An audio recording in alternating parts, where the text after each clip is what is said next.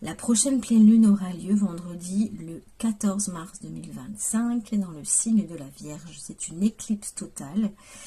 C'est une pleine lune de sang, une pleine lune rouge on l'appelle, dans l'axe Vierge-Poisson.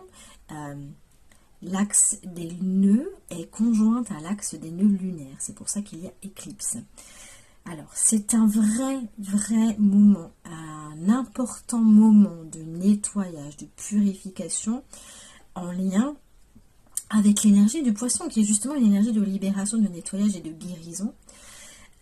L'axe qui est conjoint, donc c'est conjoint au nœud lunaire, nous aide en fait à venir libérer tout ce qui est en lien avec le karmique, avec le passé, en lien avec le besoin de contrôle, de sécurité, de cette zone de confort en fait où on va garder des habitudes, des mécanismes mentaux, où on va aller juger, où on va aller se freiner, où on va manquer de confiance en fait pour oser nous faire confiance à la vie, faire confiance en l'univers et oser manifester, oser avancer vers nos rêves, vers nos envies, vers nos idéaux.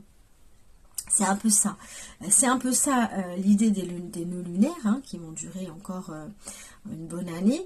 Et c'est surtout l'idée vraiment de cette pleine lune d'aller nous montrer quels sont les freins, quelles sont encore les habitudes, les routines, les mécanismes mentaux qu'on a mis en place et qui nous viennent finalement nous freiner, nous créer des nœuds à l'intérieur de nous, nous limiter, où on va se juger, où on ne va pas laisser passer finalement ce flux émotionnel hein, qu'est le poisson. Le poisson, c'est l'eau de l'océan, c'est l'eau qui a besoin de circuler, l'énergie qui a besoin de circuler à l'intérieur de nous.